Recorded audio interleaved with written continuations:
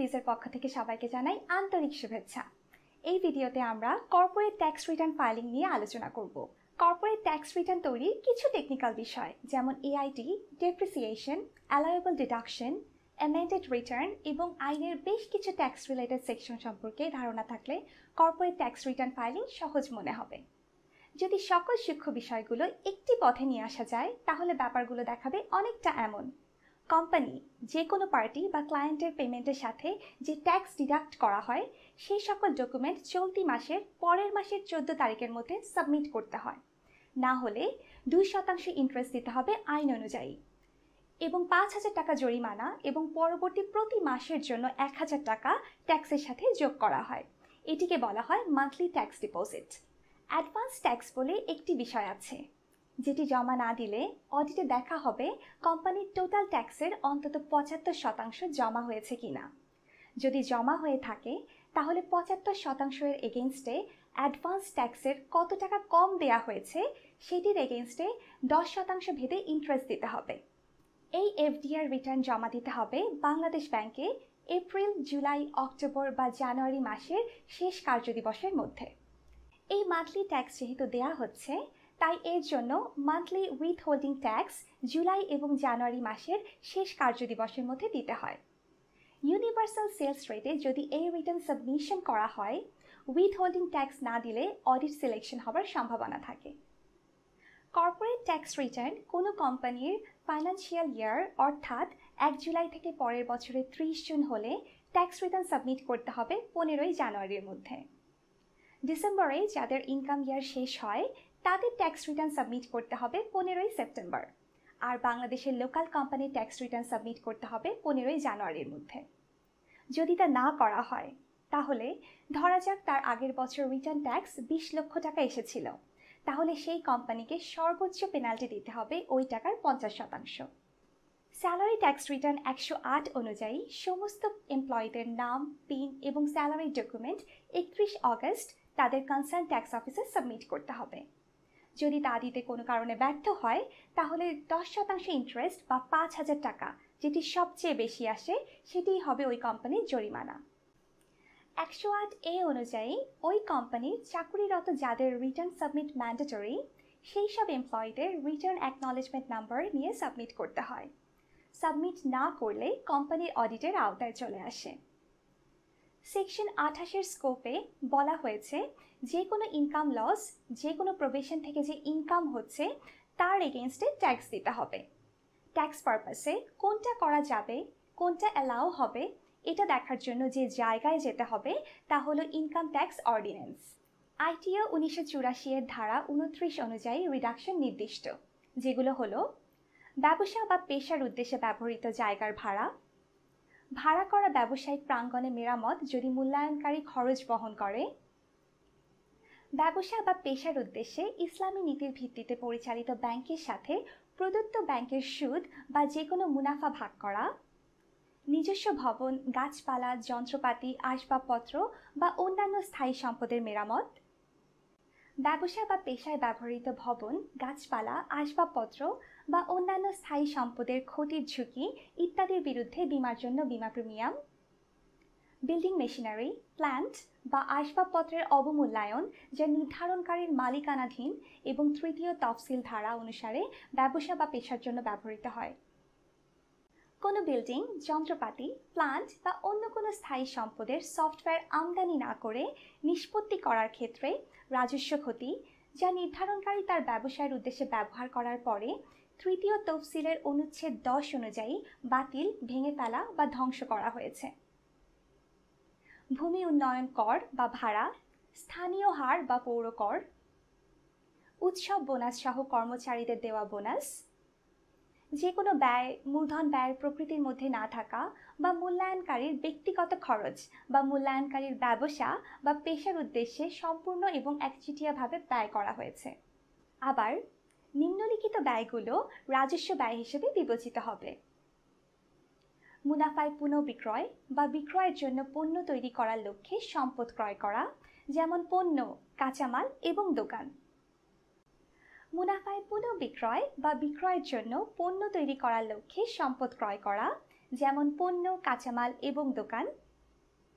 Capital অ্যাসেটকে কাজের ক্রম বজায় রাখার জন্য, যেমন ভবন মেরামত এবং পুনর্নির্মাণ। একটি ব্যবসা চালানোর দৈনন্দিন খরচ মেটানো, যেমন বেতন, মজুরি, ভাড়া ইত্যাদি। অর্থাৎ সোজা বাংলায় বিজনেসের জন্য যেটিই করা হয় না কেন সেটি এক্সপেন্ডেবল। যেটা মূল বিষয় সেটি হলো কোন বিজনেস প্রসিডিওর বা এক্সপেন্স আইটিও অ্যালাউ করছে কিনা। আইটিও 1984 এর ধারা 29 অনুযায়ী। সেক্ষেত্রে নিম্নলিখিত বিষয়গুলোতে চোখ বুলিয়ে নেওয়া যায়। বেতন প্রদান, যে কোনো অর্থ প্রদান যেখানে কর থেকে কর্তনযোগ্য তবে কর্তন করা হয় না। বেতনের মাধ্যমে যে কোনো অর্থ প্রদান, যদি কর্মচারীকে 12 সংখ্যা 3 নাম্বার পেতে হয় কিন্তু এই ধরনের অর্থ প্রদান করার সময় 3 নাম্বার পেতে ব্যর্থ হয়। 108 এই ধারার অধীনে বিবৃতি প্রদান করা হয়নি এমন একজন কর্মচারীকে বেতনের মাধ্যমে করা কোনো অর্থ প্রদান।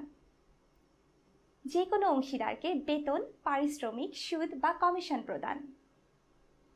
ধারা 56 লঙ্ঘন করে উচ্ছেদ, ট্যাক্স কর্তন ছাড়াই একজন অনাবাসীকে ব্রোকারেজ বা কমিশন প্রদান। কর্মচারীদের ভবিষ্যৎ তহবিল বা অন্যান্য তহবিলে অর্থ প্রদান, যদি না উৎসে কর কর্তনের কার্যকর ব্যবস্থা না করা হয়। তহবিল থেকে অর্থ প্রদান করার সময় যা বাড়তি বেতন শিরোনামে করযোগ্য।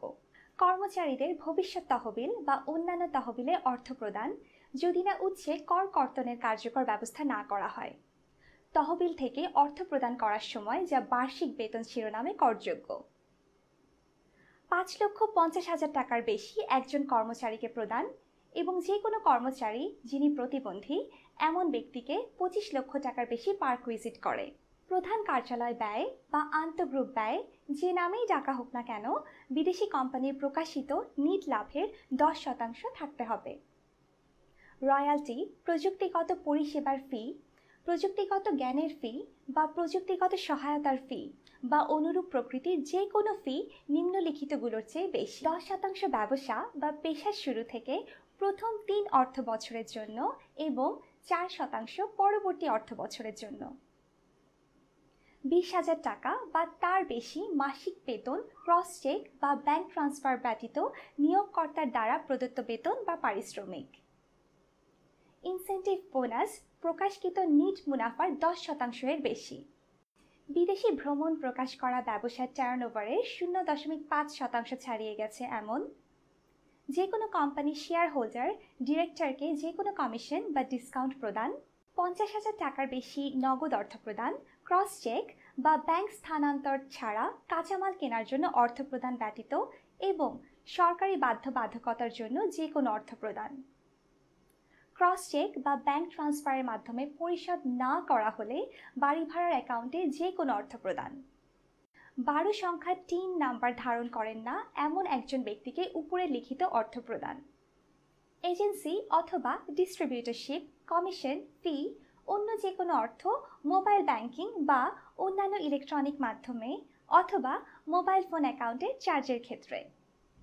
উপদেষ্টা, পরামর্শ, কেটারিং, ইভেন্ট ম্যানেজমেন্ট, জনশক্তি সরবরাহ, নিরাপত্তা পরিষেবা। প্রকাশ করা ব্যবসার টার্নওভারের 0.5% পর্যন্ত প্রচারমূলক খরচ। একটি প্রচারমূলক ব্যয়কে সংজ্ঞায়িত করা হয়েছে ব্যবসা বা পেশার প্রচারের জন্য কোনো ব্যক্তিকে নগদ বা অন্য কোনো সুবিধা প্রদানের মাধ্যমে করা কোনো খরচ।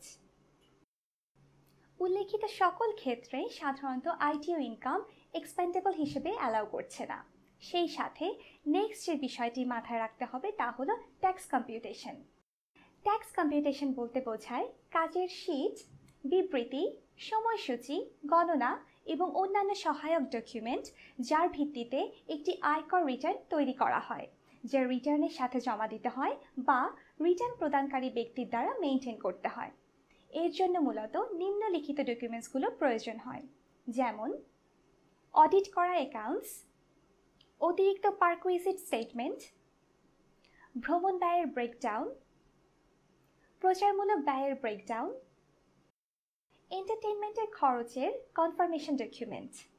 তবে বিবেচনায় রাখা ভালো যে এন্টারটেইনমেন্ট ব্যয় সম্পূর্ণরূপে গ্রহণযোগ্য নয়। এন্টারটেইনমেন্ট ব্যয় কনসিডার করার আগে প্রথম 10 লক্ষ টাকা লাভের 4% এবং বিনোদন খরচ বিবেচনা করার পর বাকি লাভের 2% গ্রহণযোগ্য হবে। বাকি বিনোদন খরচ অগ্রহণযোগ্য হিসেবে বিবেচিত হবে। ইনসেন্টিভ বোনাস, বছরে গ্র্যাচুইটি বোনাস এবং গ্র্যাচুইটি ফান্ডের বিপরীতে প্রকৃত অর্থ প্রদান।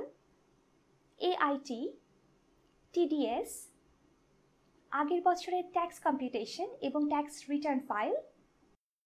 ট্যাক্স কম্পিউটেশনের জন্য ড্রাফট অ্যাকাউন্ট ব্যবহার করতে পারেন।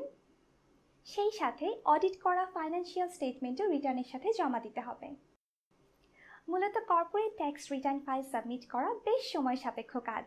প্রত্যেকটি সার্টিফাইড কোম্পানির উন্নয়নের জন্যই সময় মতো ট্যাক্স ফাইল করা গুরুত্বপূর্ণ দায়িত্বের আওতায় পড়ে। আশা করি আজকের ভিডিওটি আপনাদের সবার ভালো লেগেছে এবং corporate tax file return submit করার ক্ষেত্রে বিশেষভাবে কাজে লাগবে। নিয়মিত ভিডিও পেতে অবশ্যই সাবস্ক্রাইব করুন আমাদের চ্যানেলটিতে এবং চোখ রাখুন আমাদের ওয়েবসাইট mawbiz.com.pd এর বিজ হাব সেকশনে।